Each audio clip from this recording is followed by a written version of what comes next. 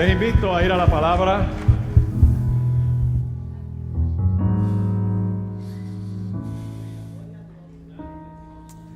Vamos a ver el Evangelio según San Lucas, capítulo 10, verso 1. Lucas, capítulo 10, verso 1 es la continuación de lo que comenzó el domingo pasado. Y dice de la siguiente manera. ¿Lo tienen? Después de estas cosas, designó el Señor también a otros 70, a quienes envió de dos en dos delante de él a toda ciudad y lugar a donde él había de ir. Lo repito. Después de estas cosas, designó el Señor también a otros 70, a quienes envió de dos en dos delante de él a toda ciudad y lugar a donde él había de ir. Señor, te adoramos, te damos gracias, bendecimos tu nombre, Dios, porque tú eres bueno, tu misericordia es para siempre, y porque todo lo que hay en este lugar alaba y glorifica tu nombre. Señor, todo el que respira en este lugar, en esta mañana, alaba y glorifica tu nombre. Y suplicamos que esta palabra cumpla el propósito para el cual tú la envías en esta hora. Que la confirmes con sanidades, milagros, prodigios, bendición hasta que sobreabunde. Lleva cautivo todo pensamiento a la obediencia a ti. Rompe cadenas, rompe ligaduras de muerte. Reprende al devorador. Pon en fuga al enemigo en esta hora, Dios. Y llena nuestras necesidades como pueblo tuyo que somos y para gloria de tu nombre. En el nombre poderoso de Jesús. Amén y amén. Se puede sentar. Y mire bien ese verso. Decíamos el domingo pasado, ahí hay varias cosas. Dios designa y Dios envía. Eso lo mencionamos el domingo pasado. Y decíamos, y lo repito en esta mañana, la iglesia es el cuerpo de Cristo. Y en Romanos capítulo 12 y verso 5 lo dice bien claro. Dice, así que nosotros, siendo muchos, somos un cuerpo en Cristo y todos los miembros, los unos de los otros. Todos nosotros somos la iglesia de Cristo. La iglesia no es el edificio. La iglesia no es el local. La iglesia está repartida por el mundo entero. Y cuando decimos muchas iglesias, no hay muchas iglesias. Hay una sola iglesia. La cabeza es Cristo, el fundamento es Cristo. Y cada uno de nosotros es parte de ese cuerpo.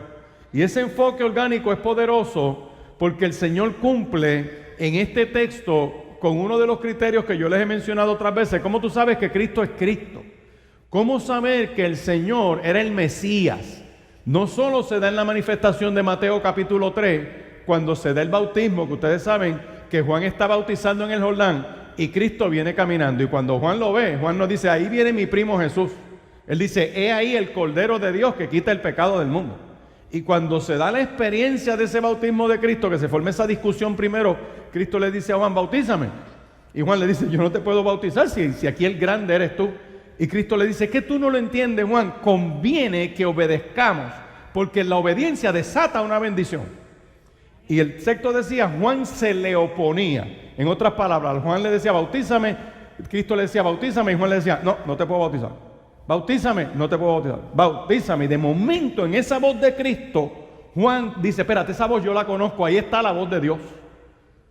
Y obedece, y el texto dice que cuando Jesús es bautizado y sale del agua, los cielos se abren. No solamente los cielos se abren, sino que ven al Espíritu de Dios. No solamente lo ven, dice que desciende. O sea que cuando hay obediencia se desata la presencia de Dios. Y entonces se oye la voz del Padre que dice, este es mi Hijo amado, en quien tengo complacencia. Y es bien interesante esto porque entonces esa es una de las señales que marcan que ese es el Mesías. Pero no solamente, de hecho en ese texto de Mateo capítulo 3 está el Padre, el Hijo y el Espíritu Santo operando a la vez. Pero no solamente eso, sino que lo hemos compartido otras veces, que Cristo tenía que cumplir en estas narrativas del Nuevo Testamento con las profecías y señales del Antiguo Testamento. Eso es lo que define y marca que ese es el Mesías. No es un fundador de religiones más. Por eso es que cuando Cristo en este texto de Lucas capítulo 10 dice, después de estas cosas, designó el Señor también a otros 70. ¿De dónde Cristo saca eso? ¿De dónde designar 70 personas para que fueran. Así que de entrada ya yo sé que eran 12 apóstoles que andaban con él y designa otros 70. Ya yo estoy viendo 82 apóstoles en esto. Amén. Que los envíe y les da autoridad y les da poder. Esto no es para que se quede en un corillo. Esto no es para que se quede en un grupo de líderes de la iglesia. Y vamos a ver ahora en el Nuevo Testamento que todavía la manifestación de poder es más grande que en los 70. Y para ver esa película yo le invito a que vaya conmigo a Números capítulo 11. Vamos a Números capítulo 11. Porque en Números capítulo 11 se había formado un pequeño problema en el pueblo de Israel. La gente estaba cansada del menú. Yo no sé cuántos de ustedes dicen, bueno, yo puedo comer tal cosa, pero si te la sirven todos los días. ¡Wow! ¿Cuántos se han cansado de comer algo que tú dices, espérate, esto otra vez? Deja ver. ¿Cuántos pueden comer? ¿A cuántos les gustan los pasteles? Para tener un ejemplo aquí, deja ver. ¿Tú comerías pasteles todos los días, todos los días, todos los días? Llega el momento que ni untando ¿verdad? Y el momento que tú dices, espérate. Es interesante porque aquí el pueblo se molesta. Dice, aconteció que el pueblo se quejó a oídos de Jehová y lo oyó Jehová y ardió su ira y se encendió en ellos el fuego de Jehová y hubo un fuego en el campamento. Entonces el pueblo clamó a Moisés y Moisés oró y el fuego se extinguió. Y se llamó aquel lugar Tabera porque el fuego de Jehová se encendió en ellos. Y la gente extranjera que se mezcló con ellos tuvo un vivo deseo y los hijos de Israel también volvieron a llorar y dijeron, ¿quién nos diera a comer carne? Estaban en el desierto y alguien dice, oye, ¿tú te acuerdas de aquellos steaks gloriosos? El otro dice, yo me metería una chuleta cancán. Y empezaron con todo ese tipo de cosas. Perdónenme los que no hayan desayunado. Entonces, nos acordamos del pescado que comíamos en Egipto de balde, de los pepinos, de los melones, y empezaron a fantasear con el menú que ellos tenían estando en la esclavitud. Y se desata un problema y empiezan a reclamar carne. Y no quiero tocar mucho esa parte. Lo que quiero tocar de este texto es que Moisés se cansa. Moisés se cansa de las quejas del pueblo. Es como esos padres que están criando hijos y eso es pelea viene y pelea va y pelea viene y pelea va y no hay paz en esa casa y los papás se vuelven locos. No sé qué otro ejemplo les puedo poner. Y de momento Moisés se agota. Mira cómo dice el capítulo 11 ahí, mirando los versos, vamos desde el 13, la gente empieza a reclamar carne, dice, ¿de dónde conseguiré yo carne para darle a todo este pueblo? Porque lloran a mí diciendo, danos carne que comamos. Y dice, no puedo yo solo soportar a todo este pueblo que me es pesado en demasía. Esa es la queja de Moisés. Y si así lo haces tú conmigo, yo te ruego que me des muerte. Si he hallado gracia a tus ojos y que yo no vea mi mal. O sea, Moisés llega al punto que se hastía en la vida y dice, mira Dios, yo me quiero morir. Yo creo que ese es el colmo de la presión. Yo creo que cuando tú dices, yo no quiero vivir más, que te estás rindiendo, claro, nos olvidamos de que Dios es soberano y que Dios tiene poder y que Dios puede hacer un milagro y que Dios puede hacer algo poderoso. Pero Moisés, que es un hombre de Dios, Moisés, que es voz de Dios, Moisés, que hizo las señales, llega el momento que se cansa. En otras palabras, si un siervo como ese, que era más manso que todos en la tierra en ese momento, pasa por esas debilidades, tú y yo podemos pasar por lo mismo. Tú y yo podemos pasar por un momento que decimos, me voy a rendir. ¿Y qué hace Dios? Mire qué cosa interesante, el verso 16, mírelo conmigo. Entonces Jehová le dice a Moisés, reúneme 70 varones de los ancianos de Israel, que tú sabes que son ancianos del pueblo y sus principales, y tráelos a la puerta del tabernáculo de reunión y esperen allí contigo. Ahí empieza la misericordia de Dios. ¿Sabes por qué? Porque tú no estás solo. Tú te crees que tú estás solo, pero hay más gente que Dios te tiene esperando para ayudarte. Hay más gente que está ahí, ha caminado en el grupo, tú no los has visto bien y Dios los tiene preparado. Verso 17, y yo descenderé y hablaré allí contigo, y escucha bien, y tomaré del espíritu que está en ti, y pondré en ellos, y llevarán contigo la carga del pueblo, y no la llevarás tú solo. Wow. Miren, Dios entiende nuestras necesidades. Dios sabe que nuestra humanidad es débil. Y Dios sabe que eso es así, por eso Dios le pide a Moisés, le dice, ponme este grupito de ancianos y yo voy a tomar de ese espíritu que está en ti. Esto es como una clonación. Van a ser como tú, van a tener ese deseo de batalla, de echar para adelante y te van a ayudar a ti, van a llevar contigo la carga y no la llevas tú solo. Es como cuando tú tratas de llevar algo y casi no lo puedes cargar y alguien te dice, espérate, déjame ayudarte. ¿Cuánto les ha pasado eso? Y de momento cuando entre dos o entre tres agarran lo que es, la cosa es como más. Entonces el problema es de coordinar. Que nadie se caiga, porque si se cae nos caemos los tres. Pero la carga es más llevadera. Y dice este texto algo poderoso. Y una pregunta que nos hacen es, ¿quiénes eran esos 70 ancianos? ¿De dónde él puede decir, dame 70 ancianos? ¿Tú sabes desde cuándo está ese combo? Vaya a Éxodo capítulo 3 un momento. En Éxodo capítulo 3... verso 16, cuando Dios se le revela a él en la zarza, miren todo lo que yo veía en esta palabra, yo decía, wow, Dios mío, aquí hay como 5 sermones metidos aquí adentro. ¿Por qué? Porque hay un pueblo que está esclavo, hay un pueblo que necesita, hay un montón de gente que está capacitada para hacer las cosas, pero Dios quiso señalar a Moisés y lo convoca en la zarza. Y cuando se le revela en la zarza, que está en el capítulo 10, que está como ardiendo en fuego y no se quema, que él dice, yo voy a ver qué es lo que está pasando, Dios lo llama y ahí es que Dios lo recluta. Y le dice, Moisés, quita el calzado de tus pies, porque el lugar que tú pisas tierra santa es. Y ahí Dios le mete las manos. Y le dice, yo soy el Dios de Abraham, de Isaac y de Jacob. Y ahí empieza esa discusión, pero mira lo que dice, después que Dios lo comisiona, Dios le dice en el verso 12, y él respondió, ve, porque yo estaré contigo, y esto será por señal que yo te envié. Cuando el pueblo que haya sacado de Egipto, cuando haya sacado de Egipto al pueblo, serviréis a Dios en este monte. Le dice Moisés, en el verso 13 de Éxodo 3, llego yo a los hijos de Israel y les digo, el Dios de los viejos míos me ha enviado a vosotros. El Dios de mis padres me ha enviado a vosotros. Si ellos me preguntaren cuál es su nombre, ¿qué les responderé? Y esta es la segunda vez que Dios revela su nombre. Le dice Dios a Moisés, yo soy el que soy. Así dirás a los hijos de Israel, yo soy el que soy. Y le dice en el verso 15, además dijo Dios a Moisés, así dirás a los hijos de Israel, Jehová Dios de vuestros padres, el Dios de Abraham, de Isaac y de Jacob me ha enviado a vosotros, este es mi nombre para siempre, con él se me recordará. Y aquí viene el verso 16, ¿qué le dice Dios? Ve y reúne a quienes, a los ancianos de Israel, y les dirás, Jehová el Dios de vuestros padres se te ha aparecido, te ha visitado y aquí hay un plan para liberarlo. A lo que voy es que en el momento que Dios está reclutando a Moisés en la zarza, que él no es el único, Dios tiene otra gente que Moisés todavía no conoce, que están ahí. Dios te tiene gente a ti que todavía tú no has visto, no has conocido, que están caminando y en medio de tu crisis Dios los está preparando. Por eso es que cuando llega a números 11, dice, búscate 70, de ese grupo grande, búscate 70.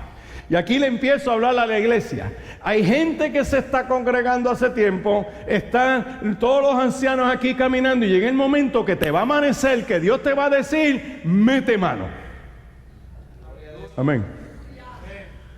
Que Dios te está preparando, tú estás viendo la obra de Dios, tú ves lo que Dios está haciendo, pero llega el momento que se te amanece a ti.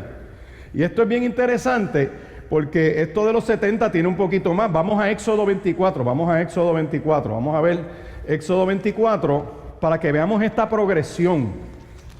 En Éxodo 24, verso 1, dice aquí en algún sitio, deja ver, dijo Jehová a Moisés, sube ante Jehová tú y Aarón, Nadab y Abiú, y 70 de los ancianos de Israel, y os inclinaréis de lejos. Llega el momento que Dios sigue corriendo su plan y le dice, vénganse ustedes arriba, y los ancianos van a estar mirando allá, porque es un proceso formativo. Pero Moisés solo se acercará a Jehová, y ellos no se acerquen ni suban el pueblo con él. Amén. Va viendo, Dios está preparando, Dios te está preparando a ti. Tú llevas un tiempo moviéndote, tú dices, wow, llevo tiempo yendo a la iglesia y tú no sabes, pero Dios te lo dice en esta palabra, que te está preparando, te está moldeando, porque viene un momento que te metes como parte de los 70. Aleluya. Es una progresión, no es casualidad que tú conozcas de Dios. Hay gente que puede estar corriendo su negocio, puede ser empleado de algún sitio, puede estar haciendo lo que esté haciendo, trabajando en lo que esté trabajando o esté estudiando y está ahí en ese grupo de ancianos. Y Dios los está moviendo poco a poco, etapa a etapa, para que donde tú estés seas productivo para la gloria de Dios. Yo sigo mirando esta progresión. Ya yo sé que entonces, desde Éxodo 24, el problema es que tú dirás, bueno, entonces es un corillo nada más el que va a trabajar. No. Porque yo les mencioné a ustedes, y lo pueden buscar ahí, en Primera de Corintios, capítulo 12 y verso 7, que lo vimos el domingo pasado, que dice que a cada uno le es dada manifestación del Espíritu para provecho. En otras palabras, ya tú, si has creído en Cristo como tu único y eterno Salvador, tú tienes algo que Dios te ha repartido por medio de su Espíritu Santo para que tú puedas hacer. Por eso es que el texto dice, yo tengo que reconocer que ya Dios me designó en Cristo. Una vez yo acepto a Cristo como mi único y eterno Salvador, yo estoy sellado por el Espíritu Santo y tengo la obligación de empezar a meterme en una comunión con Él, no para hacerme un santurrón, pero en esa relación con Él, en ese caminar con Él, Dios sigue obrando en mi vida y voy empezando a cumplir ese propósito para el cual Dios me tiene marcado. Estoy repasando parte del sermón del domingo pasado para poder entrar en lo que vamos a hacer hoy. En otras palabras, esto es posible solo por la obra del Espíritu Santo. Busque Juan capítulo 7, rapidito, Juan capítulo 7, para repetir algo que nos va a ayudar a entender muchas cosas en medio de este tiempo. En Juan capítulo 7, verso 38, dice Cristo, el que cree en mí, como dice la Escritura, de su interior correrán ¿qué? Ríos de agua viva. Una vez yo acepto a Cristo como mi único y eterno Salvador, yo estoy conectado a esa fuente. Amén. Yo estoy conectado a esa fuente. Esto dijo del Espíritu que habrían de recibir los creyentes en Él, pues aún no se había manifestado el Espíritu Santo, porque Jesús no había sido aún glorificado. Eso es en el momento que se redacta, pero ya eso pasó. Ya ocurrió la manifestación de Pentecostés. Y me está diciendo este texto, espérate, todo esto es posible por la obra del Espíritu Santo de Dios en mí. En Juan capítulo 16, ahí mismo, Juan capítulo 16, versos 13 y 14, repaso esto.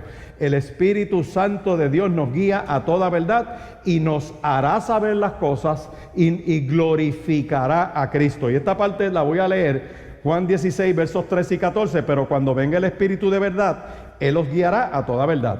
Porque no hablará por su propia cuenta, sino que hablará todo lo que oyere y os hará saber las cosas que habrán de venir. Él me glorificará porque tomará de lo mío y os lo hará ¿qué? Saber. La obra central del Espíritu Santo de Dios en nosotros es conectarnos a Cristo. ¿Cómo yo sé que hay presencia del Espíritu Santo de Dios? Porque la iglesia glorifica a Cristo. El grande es Él. No son los que se paran en esta plataforma el día que la adoración de esta casa corra hacia lo que está aquí encima, estamos desconectados de Dios. Todo lo que respira en este lugar tiene que adorarlo a Él. Amén. Sí, yo sigo mirando esta palabra, vaya Juan ahí mismo, 14, verso 26, Juan 14, 26, porque dice ahí bien claro, más el Consolador, el Espíritu Santo, a quien el Padre enviará en mi nombre, Él os enseñará todas las cosas y os recordará todo lo que yo os he dicho. ¿Cuántos de ustedes en un momento dado hablando, de momento no se acuerdan de una palabra? Quizás no te sabes el pasaje, pero sabes lo que dice.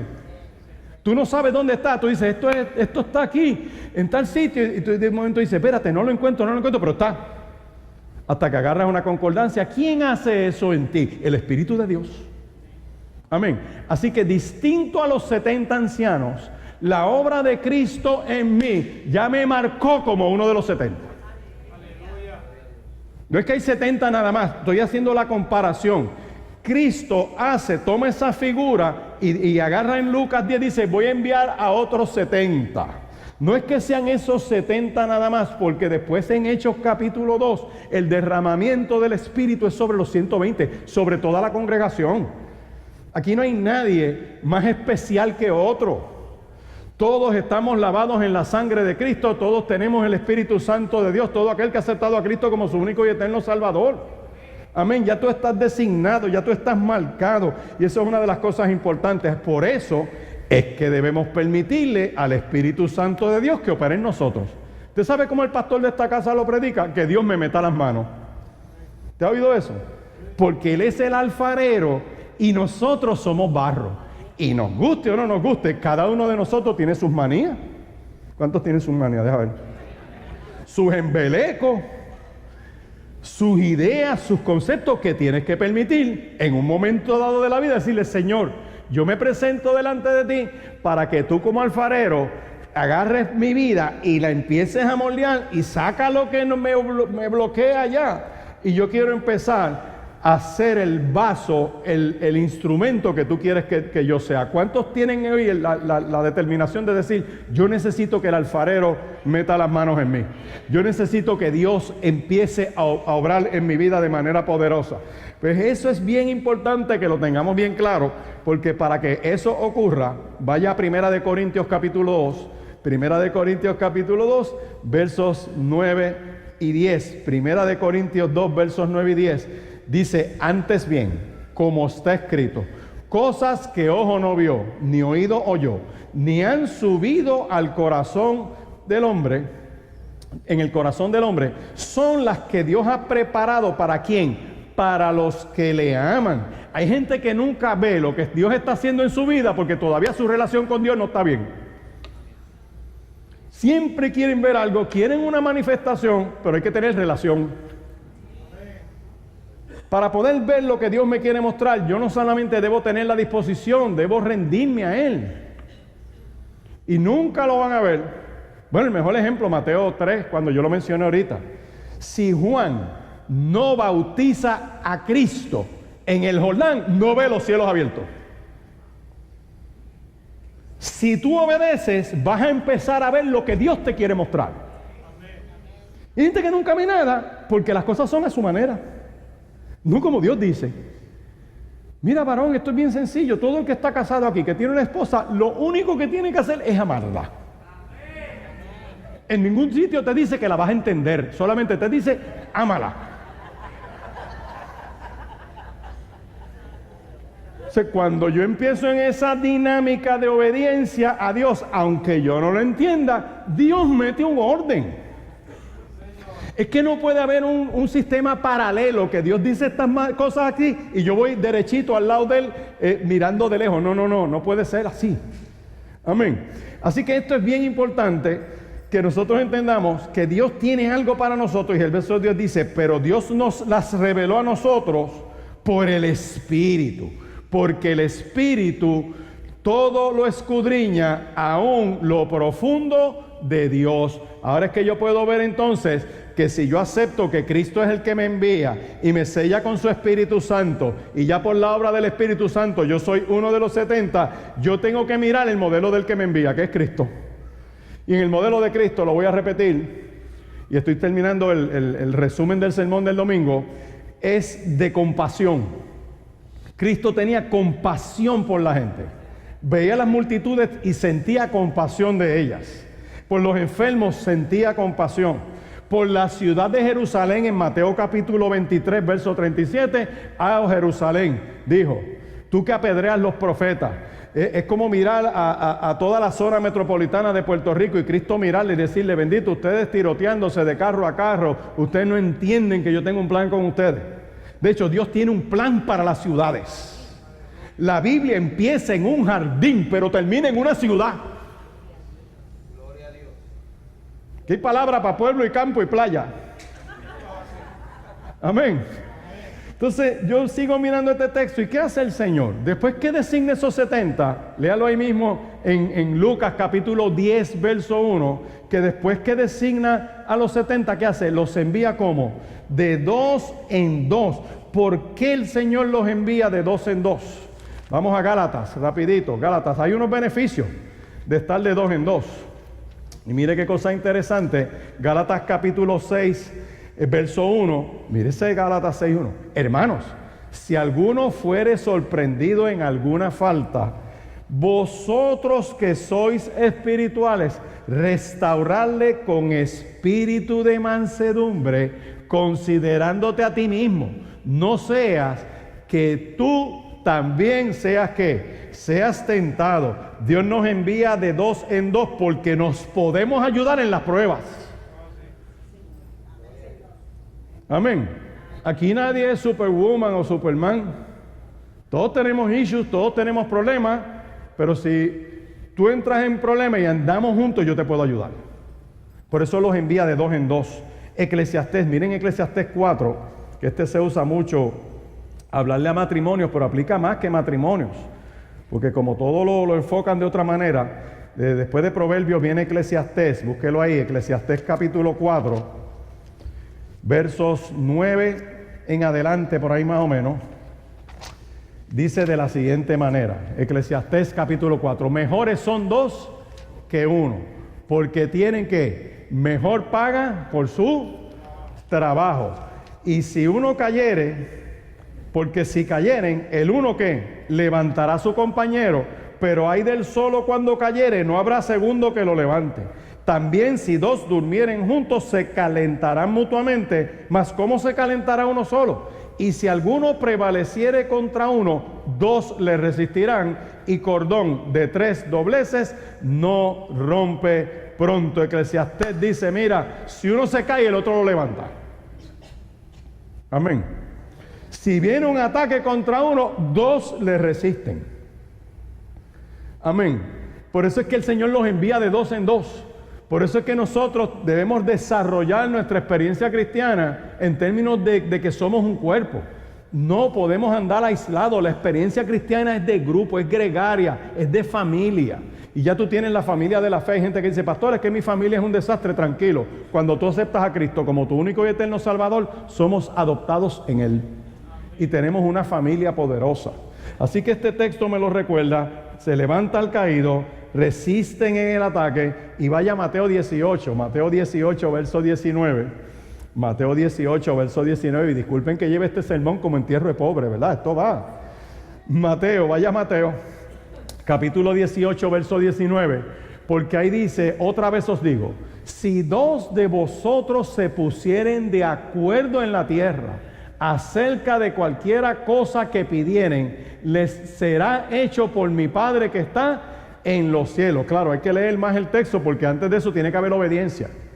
No es que tú y yo nos ponemos de acuerdo para que Dios nos dé lo que queremos. No, eso no funciona así. Hay más que eso en el texto. Tiene que haber sujeción, tiene que haber obediencia, tiene que haber entrega, tiene que haber comunión. Pero el acuerdo es importante. Si andamos de dos en dos y nos ponemos de acuerdo, si las familias descubrieran esto, si los matrimonios descubrieran esto, de que frente a la crisis, frente al ataque, y es la otra parte del sermón, detrás de cada problema hay algo espiritual operando. Ejemplo, si el problema de tu casa es económico, hay una deidad detrás de eso que se llama Mamón, Dios de la riqueza. Si el problema es de maltrato de hijos, la potestad que está operando detrás de eso se llama Moloc. La Biblia lo describe. Pablo lo dice de otra manera: principados, potestades, huestes espirituales de maldad, demonios y malicias. Detrás de eso hay algo operando, pero aquí hay una buena noticia, que la iglesia es el cuerpo de Cristo, por gente redimida por la sangre de Cristo, que tiene autoridad y almas espirituales para hacer retroceder las fuerzas del enemigo, y esta es la parte central del sermón. Vengo explicándote todo esto, de que tú eres parte de esos que Dios reclutó, que nos ha enviado de dos en dos, pero tú eres iglesia. Y como tú eres iglesia, tú estás lavado en la sangre de Cristo. Y si estás lavado en la sangre de Cristo, tenemos la autoridad dada por Dios por medio del Espíritu Santo. Y si tenemos eso, que estamos lavados en la sangre de Cristo y somos investidos por el poder de Dios a través de su Espíritu Santo, tenemos las armas y la capacidad espiritual, escuche bien, para hacer retroceder las tinieblas. Y aquí quiero entrar en lo que es el sermón. Vaya a 2 de Corintios, por favor. Y esto va a tener una tercera parte por lo que veo. 2 de Corintios capítulo 10. 2 de Corintios capítulo 10, versos 3 al 5. Búsquelo por favor, anótelo. 2 de Corintios capítulo 10, verso 3, ¿cómo dice? Dice, mira, aunque andamos en la carne, no militamos según la carne. aunque andamos en la carne, no militamos según la carne. O sea, hay un conflicto espiritual. Y el conflicto espiritual es dual. Estamos en la carne, pero no militamos en la carne. O sea, no somos parte de esa filosofía y esa práctica y ese entendimiento carnal. Somos de carne y hueso, pero somos seres espirituales también. Por eso es que la Biblia nos dice, anden en el espíritu, porque hay una lucha entre carne y espíritu. Y se lo voy a probar. Primero es lo que es la lucha contra lo que no vemos. Mire ver si su Biblia tiene un Efesios capítulo 6, verso 12.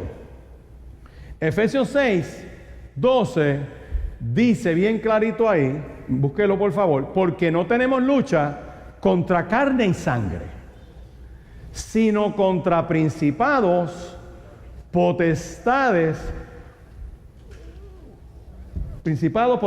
contra los gobernadores de las tinieblas de este siglo, huestes espirituales de maldad en regiones celestes. O sea, hay toda una jerarquía diabólica ahí.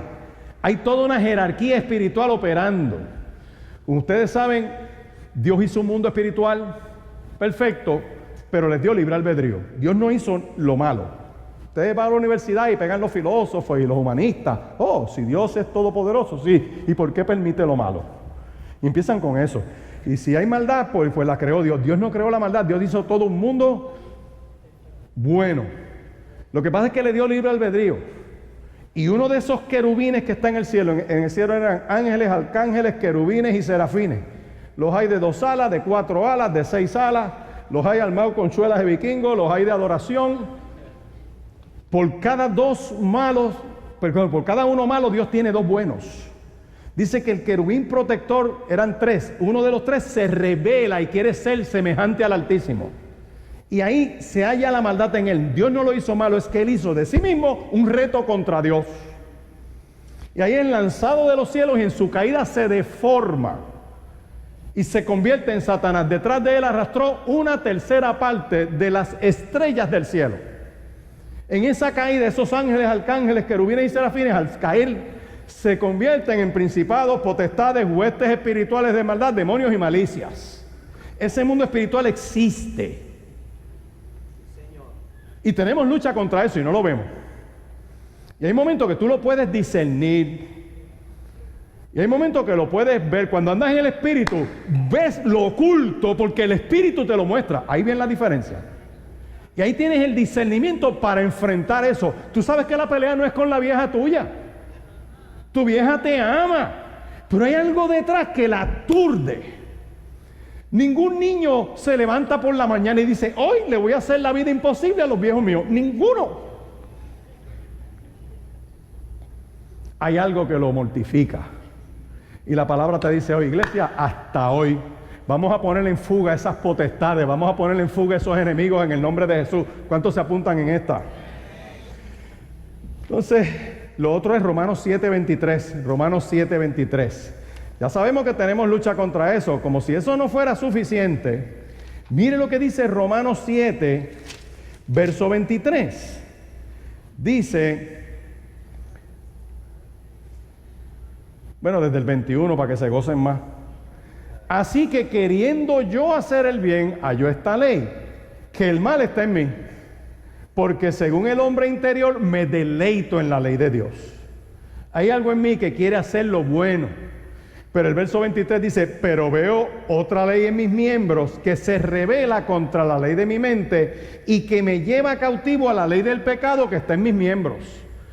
Cada uno de nosotros tiene una batalla espiritual. Si tú estás en Cristo y tienes el Espíritu Santo de Dios, tienes lucha. Si estás muerto en el pecado, estás cómodo pecando y no tienes lucha. Vas muerto camino al infierno porque no tienes Espíritu de Dios que te redarguya. Por eso el que tiene la verdadera batalla es el cristiano. Los pecados no es como esos grandes pecados que vemos. Lamentablemente para la iglesia hoy en día todos los pecados son sexuales. No, la Biblia dice que los bochincheros tampoco entran. No solamente los pillos se quedan fuera, los maltratantes también se quedan fuera. Gloria a Dios. Amén. Los que no respetan la imagen y semejanza de Dios en su hermano. Entonces, cuando yo veo eso, digo, Dios mío, aquí hay toda una cantera poderosa, porque 2 de Corintios 10, ahora ponme el verso 4 y el verso 5, porque dice que nosotros tenemos armas espirituales, iglesia, y como la iglesia se está metiendo en otra etapa de batalla, y lo que estamos viendo requiere que nos metamos más en la experiencia de relación con Dios para que gente sea libertada. Dice 2 de Corintios 10, verso 4, porque las armas de nuestra milicia no son carnales, sino poderosas en Dios para la destrucción de fortalezas. Ponte el 5. Derribando argumentos que se levantan y toda altivez que se levanta contra el conocimiento de Dios, llevando cautivo todo pensamiento a la obediencia a Cristo. O sea que las armas espirituales, ponlo otra vez en el 4, nos permiten, en primer lugar, destruir las fortalezas del enemigo. El enemigo tiene fortalezas, tiene argumentos, tiene altivez que se levanta contra lo que Dios quiere hacer. ¿Y qué puede ser una fortaleza? Las filosofías paganas, las ataduras de los rabinos que opinaban, escribas y fariseos, que le ponen a la gente unas cargas en su adoración a Dios que nadie las puede llevar. Hay gente que no son hijos de Dios. Mira, voy a corregir eso. Cuando tú aceptas a Cristo como tu único y eterno Salvador, tú pasas a ser hijo de Dios. Todos somos hijos de Dios. Pero hay gente que se pone unos estatus de adoración tan altos y se creen más santos que nadie, que no son hijos de Dios. Esos se creen primos de Dios, se creen que están al lado de Él. Y ahí entran los legalistas.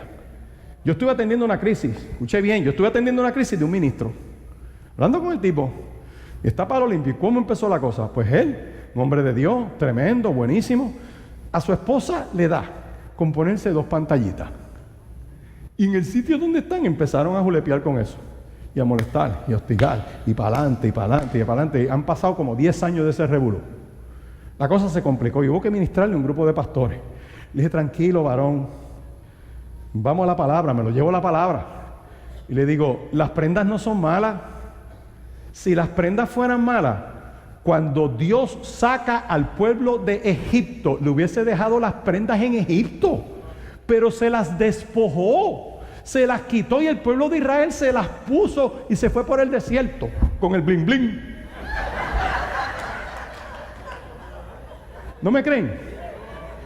Sigan leyendo Éxodo, porque cuando llegan al capítulo 32 de Éxodo, que Moisés se embolla con Dios allá en el Sinaí y empieza a orar, el pueblo le dice, mira, Moisés se quedó pegado en el retiro.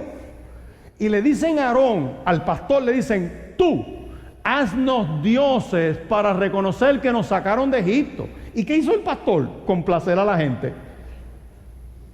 En vez de meterle con la palabra, se puso a complacer a la gente y dijo, ¿quién tiene oro? Léanse en Éxodo 32, dice que los jóvenes, hombres y mujeres, se las quitaron de las orejas, se las dieron a él y él le dio forma con buril, que si le deja las prendas puestas no hacen el becerro. Entonces no eran malas las prendas. ¿Ve? Eso es lo que dice ahí cuando tú le metes las fortalezas. Hay unas fortalezas que son aquí, que el enemigo te impide que tú veas que Dios te ama, que Dios te creó con un plan y con un propósito. Ponte, por favor, Efesios 2:10. Efesios 2:10 dice, hemos sido creados por Dios. Dios te creó. Dice, te creó en Cristo Jesús. Dice, te creó para algo bueno, para que tú camines en eso bueno que Dios tiene preparado para ti. Nadie nace por casualidad, nadie nace por error, nadie es un ups en la vida. Cuando Dios te fue a mandar a la faz de esta tierra, te mandó un sitio. Y Dios tiene un plan. Lo grande es que tú puedas romper esa fortaleza del enemigo. ¿Y cómo lo puedes hacer? La sangre de Cristo que nos limpia de todo pecado. Por eso es que me gusta ese cántico de los Catacumbas que cantaba en la calle. Ninguna religión puede salvar tu ser, la sangre de Jesús solo lo puede hacer. Y ven, conviértete a Él, conviértete a Él. ¿Se acuerdan? Conviértete a Él y salvo serás. Tengo que empezar a tirar el tren de aterrizaje. Esto va a tener una tercera parte, por favor, no se la pierda el domingo que viene. Pero mire lo que dice aquí. No solamente fortalezas, sino que derribando argumentos. Los argumentos ya no son las filosofías paganas, son las teorías, son los razonamientos, son los sistemas éticos, es la mitología, las religiones, la metafísica, Platón, Aristóteles, los estoicos, toda esa mentalidad que ata a la gente. Argumento. Hay veces que la pelea en la casa es un argumento. Yo me acuerdo de mis primeras experiencias como juez, colegiado. Éramos 3 jueces. Un tribunal colegiado es que hacen 3 jueces, toman la decisión. Y para una bobería, como darle trámite a un caso, yo llegué nuevo al tribunal. Entonces, me toca darle trámite a un caso. Los jueces se reúnen para decir qué vamos a hacer en este caso, qué vamos a hacer en cada caso. Nos reuníamos, ¿verdad? Y en los casos que me tocaban a mí, pues yo había circulado lo que se llama un despacho. Un despacho es que le dije a la parte que viene aquí, apeló, al otro se le está diciendo, tienes 30 días para hacer esto, tienes 20 días para hacer esto. Y yo mandé eso. Los jueces lo que tienen que hacer es firmar al lado, porque en los tribunales colegiados los 3 tienen que firmar, tienen que participar. No es como cuando yo era juez solo, que yo jalaba el expediente y con mi sola firma, vámonos. No, pues esto era entre 3. Y llegó a esa reunión y me tenían una emboscada gloriosa. Ninguno de los 2 me había firmado el documento. Y entonces era el argumento, aquí a lo que voy, era el argumento. Y yo era nuevo en el tribunal, yo llegué, yo cogí mi despacho, lo tengo así, digo, ¿cuál es el problema? No, es que tú le estás dando 30 días para hacer tal cosa. Y yo le digo, esto es bien sencillo, ¿cuántos días tú crees que es? Bueno, y empezaron a pistonear, porque no eran los días, era el argumento. Yo sabía que era espiritual el problema. Y les digo, ¿cuántos días ustedes quieren? Tanto. Entonces taché el documento, puse ahí, fui al teléfono, llamé a mi secretaria, se lo dicté y en la misma reunión yo saqué el documento. Maté el argumento. En otra ocasión, era un caso interesante de un abogado que le meten una sanción porque el tipo no aparece el día del juicio. Y el juez le mete una sanción. Una sanción es un castigo por no estar donde tiene que estar. Y el caso llega arriba. Cuando llega arriba, yo digo, el juez tiene razón en regañarlo, porque él tenía que estar en el día de juicio y no estaba, estaba en otro sitio. Estos que quieren estar en todos los sitios. Y yo en la discusión, y lo pongo en una nota, le digo, mire, la omnipresencia es un atributo que Dios tiene, no lo tiene ningún otro mortal. Y pongo Salmo 139. En el footnote, bien elegante. De hecho, el Supremo ha citado la Biblia en montones de casos. Supremo de aquí, el de Estados Unidos, eso no es ilegal. Y yo mando eso y uno de los jueces me lo firma. Entonces después otra jueza le dice, mire, y se forma ese lío y él llega a mi oficina. Dice, escribano, dame acá lo que tú me diste. Y yo, ¿qué te pasa? El hombre es ministro de la Eucaristía y todo eso. ¿Y qué te pasó? Que tú pusiste ahí. Y ¿cuál es el problema? Tú me diste el voto ya. No, es que... pues tranquilo, toma tu voto, llévatelo. Pero ven acá, ¿no se supone que tú crees en la omnipresencia de Dios o tú crees que un abogado es omnipresente que puede estar en varios sitios a la vez? Y entonces viene la discusión, ¿sabes lo que me dijo?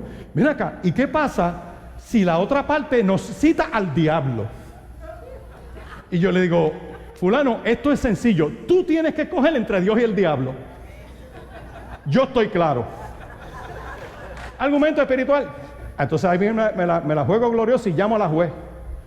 Digo, chica, ven acá, tú que vas a cierto sitio a tener tus rituales, porque yo sabía que ella iba a un pozo por allá, por yo no sé dónde. ¿Qué tú le has dicho a este hombre que es ministro de la Eucaristía y que se abochorna de la omnipresencia de Dios? No. Vino a mi oficina y me lo firmó. Entonces yo llamé al otro y le dije, te dejaron puyú. Se fue unánime. A lo que voy, eso no era otra cosa que un argumento. Discierne en el espíritu qué argumento te puede estar robando la paz. Amén. Me voy a detener aquí.